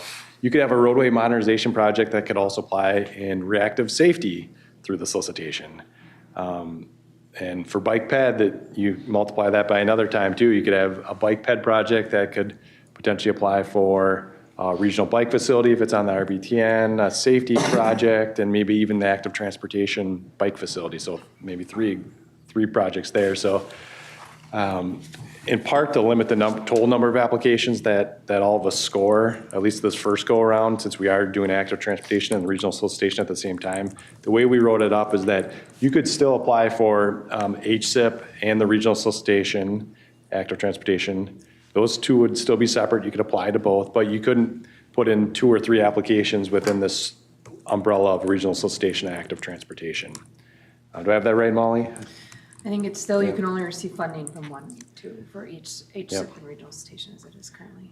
Yep, and second bullet point there is that you'd only be able to receive, and that's the same right now, HSIP, solicitation, or active transportation.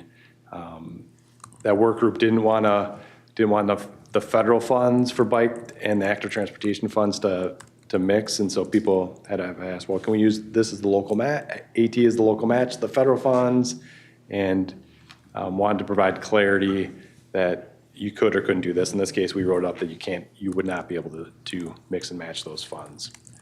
That was one concept. Elaine, you had a question? Yeah, Lee.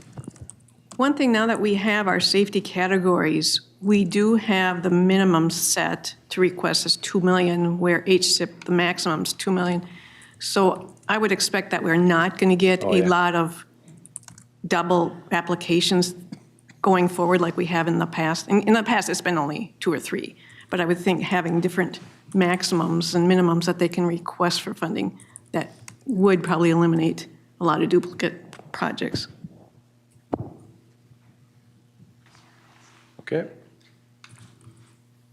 We've had a lot of discussion on the greenhouse gas offsets, and talked about this a little bit. We did make some change based on some of our partners contacting us that the TAB would retain a proportionate share of the total project cost. So if you had a bike project and the TAB was putting in 50% of that total project cost, they'd have the first right to use that offset, 50% of that offset. The rest would be retained by the local partner. If TAB didn't need it for a regional solicitation project, an interchange project, then it would go back to that local partner. And this is, again, a one-cycle deal because the 2028 solicitation cycle the state law does move to a programmatic approach, so it'll have to change anyway. Steve, do you plan on banking that mileage then? Or not mileage, banking those credits, the offsets? That's a fair question. I think it depends in part on the implementation. I know Lyndon is one of our Metro reps on that TAC committee on how they write up the programmatic implementation. I think Mark Culver too and Jonathan Ehrlich from our staff. Yeah, Mark took off here. But right, in part it depends on what the guidelines are, Lyndon, and how far and long you can bank offsets and. Yeah, there's a lot of work to do, Mr. Chair, in the programmatic approach. So just so you know, as of January 1 of 25, if you have a project that is considered an offset bike ped, you buy an EV vehicle, you should be documenting that. So that's the only advice we're giving locals right now. We do have to figure out how to put that in one database so agencies can submit potential offsets. And maybe that would include the projects that get funded here. The idea is to build that credit bank and then figure out as the programmatic approach gets more complete, then we would kind of move into should we allow this bank sharing where somebody might say, can I use your credits? Does that come with a fee? Things like that. We're a long ways away from figuring that out. Yeah. But the bottom line is we should start documenting any type of project that would be considered a greenhouse gas reduction offset. And we're trying to work on that. Who's gonna come up with the portal, the database? How's it gonna work? So yeah, there's a ton of work to do. You're saying any project from January 1st of this year on, we should be tracking Yes. at any agency level? Oh, yeah. Yeah. Yep. Okay, thank you. Yeah, Elaine? I have a question. Toward the end of the paragraph, it says, if the offsets are not needed by the Metropolitan Council and TAB, then ownership of them in whole or part revert back. So is that going to be like a not needed after a certain amount of time? Is it going to be banked? I mean, the banking part's not mentioned. It's just saying it reverts back. And what's the not needed by mean? I don't know what Met Council and TAB are gonna do with the credits anyway. I mean, Yeah, what are they gonna use them for? yeah. Oh, We'd have no need for the credits outside the regional solicitation projects. right. Yep. There's more to come on that. I know we're short on time here. It's turning 11. I know folks have to go to other meetings, but Steve, if you have some more information and folks want to stick around to hear it. We could go You wanna another- keep going a little bit, go another- or? Yeah, go another few minutes here. Okay.